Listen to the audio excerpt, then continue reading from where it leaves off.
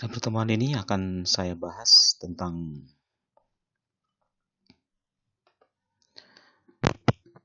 fisika kelas 11 ya, yaitu tentang penilaian harian yang pertama mengenai dinamika rotasi, di mana akan saya bahas ringkasan rumus dan pembahasan dari penilaian harian yang pertama.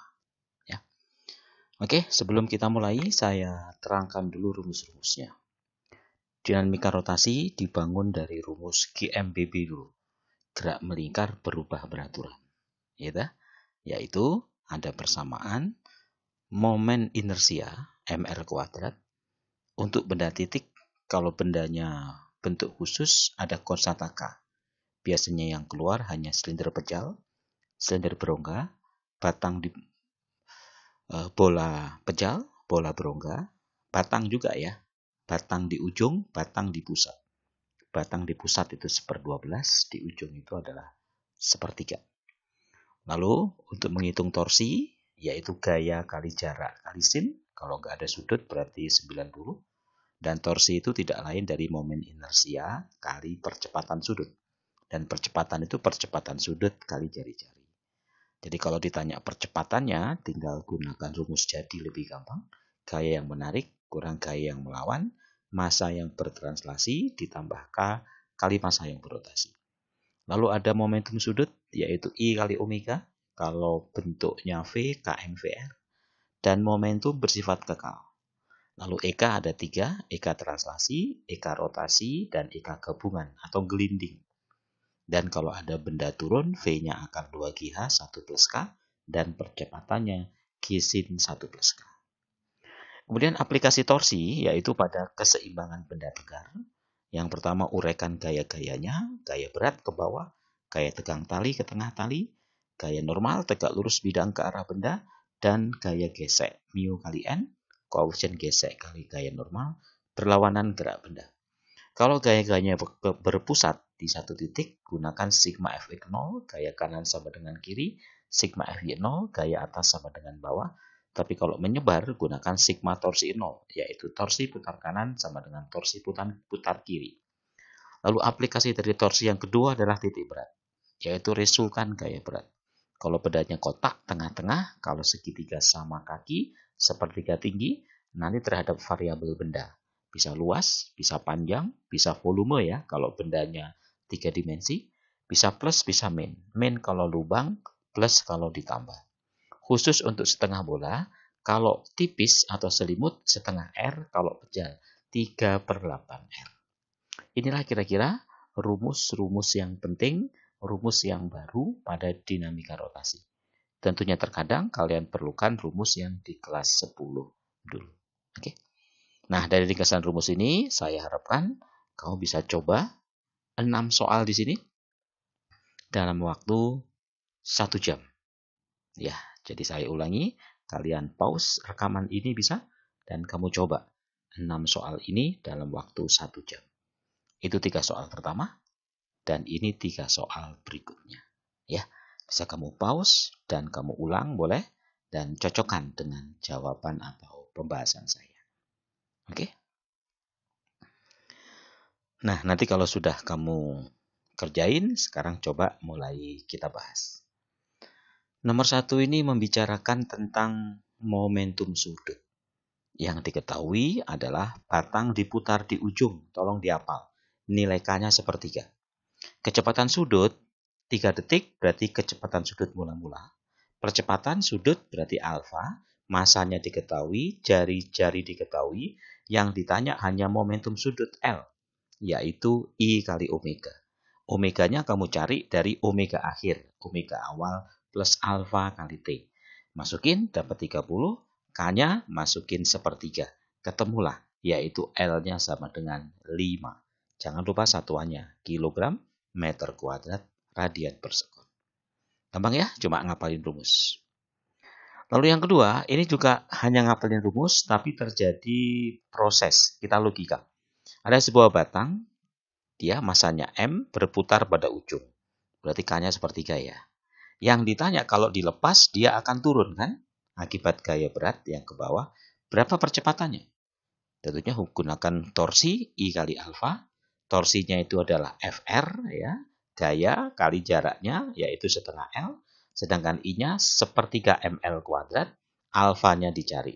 Kalau M-nya kecoret, L-nya kecoret, maka dapatlah alfa 3G per 2L. Gampang ya, ini hanya penggunaan aja.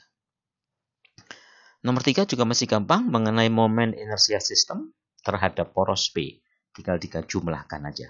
MR kuadrat. Massa yang pertama adalah setengah, jaraknya 1.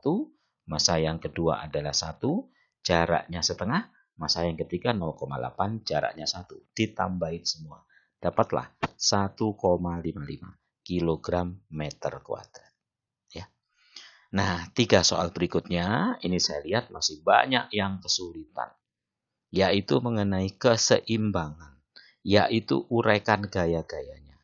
Jadi kalau saya lihat, gayanya itu adalah ada gaya berat M kali G. Ini W2 ya. Ini W1, ini T1, itu T2. Jangan lupa tegangan tali ke tengah tali. Nah, gaya sepanjang tali itu besarnya sama. Jadi otomatis T1 itu ya W1. Saya ulangi, T1 itu ya W1. Berarti gayanya begini. Karena berpusat di satu titik, maka gunakan sigma Fe0, sigma Fy0. Berarti masing-masing kita uraikan. Diketahui bahwa tangen alfa adalah 3/4. Jadi W-nya tinggal M kali G ya. Berarti M kali G yaitu 40. Ini M ya harusnya, bukan W.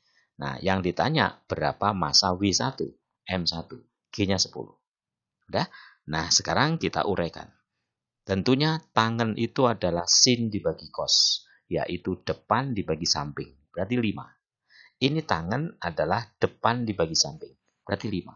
Jadi kalau T2-nya ini diuraikan, maka otomatis yang ke arah X ini menjadi 3/5 dan 4/5. Saya ulangi, yang ke arah X ini menjadi 3/5 dan yang ke arah Y 4/5. Demikian juga itu. Berarti ini adalah kebalikannya. Yang ke arah atas ini adalah 3, 3/5. Yang ke arah samping adalah 4/5. Gaya yang diuraikan akan hilang, ya. Maka kalau kita kalikan, M-nya ini 10, maka akan jadi persamaannya. 6M1, 8M1, 40, 3/5 T2, dan 4/5 T2. Masukkan sigma F ke 0. Yang ke kiri sama dengan ke kanan. Oke, kaliin silang, dapat T2-nya 40M1. Dan berikutnya, yang ke atas sama dengan yang ke bawah. Dan substitusi T2-nya itu adalah 4/3 L-nya dapat. Angkanya pun nggak enak, nggak apa-apa ya. Yaitu 1,06. Ya, seperti ini biasanya kendalanya kalau ulangan sekolah. Oke. Lalu berikutnya mengenai tangga yang bersender di dinding. Yang ditanya koefisien gesek. Seperti biasa, uraikan gaya-gayanya. Tentunya tahu Pitagoras 5, 12, 13. Ini ada gaya berat. Karena batangnya tadi 14 berarti 1. Oke?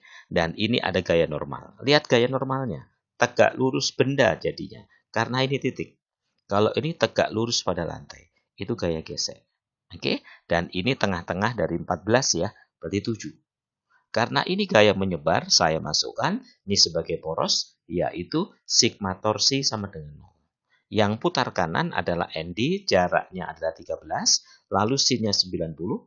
Yang ke kiri adalah 130, jaraknya 7, sinnya adalah depan dibagi miring, 12/13. Dapat, itulah normal dindingnya. Oke? Begitu normal dinding dapat, maka sekarang ini kita uraikan. Yaitu seperti sudut beta di situ. Yaitu yang di sini berarti 5, berarti 5/13, dan 2/13. Kita masukin sigma Fy0, yang ke atas sama dengan yang ke bawah, dan masukin normal dindingnya itu adalah 8/40/13. Ketemu segini. Nggak enak angkanya ya, nggak apa-apa. Nah, karena di sini sigma F0, yaitu F sama dengan apa yang ke arah kanan, 5/13 ND. Jadi kalau ditanya mu-nya berapa, maka tinggal dibagi saja dengan NL. Dibagi itu berarti dibalik. Dapatlah mu-nya 0,13.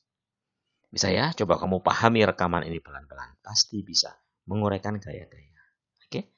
Dan yang terakhir adalah tentang titik berat. Tentunya ini adalah 3 benda. Anggap aja jari-jarinya R ya. berarti ini R-nya 10, berarti R-nya 5 maksud saya, berarti ini 10, 2R dan R. Ini 3 benda. Ingat, di dalam setengah bola, itu titik beratnya adalah 3/8R. Ini berarti R, 3/8R, ini sisanya dari bawah, yaitu 3R dikurangi 3/8R, 21/8R. Lalu kita buat tabel benda. Benda pertama 3/8R, benda kedua R, benda ketiga tadi 21/R. Dan volumenya adalah setengah bola, setengah 4/3 PR pangkat 3, luas silinder 4 PR kuadrat kali T, T-nya 2R, itu pun juga sama. Dan boleh dikecilin. Berarti yang kita masukin hanyalah 131. Ini pun juga gitu, kita bisa bikin penyebut yang sama. Dan kita yang hitung hanya 3 dengan 1, 8 dengan 3, 21 dengan 1. Jangan lupa, benda satunya ini bolong, berarti harus dikasih tanda min. Terhadap volume, masukin aja udah.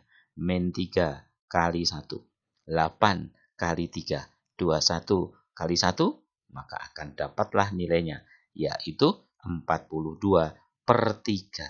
R-nya per 8 masukin, R-nya 5. Maka dapatlah 105/12 cm. Itulah kira-kira ya. Saya bahas dengan cepat sekali ya. Dan mudah-mudahan ini bermanfaat untuk kalian ulangan berikutnya atau menjelang ujian tengah semester. Itulah pada pertemuan ini. Sampai ketemu pada pembahasan-pembahasan berikutnya.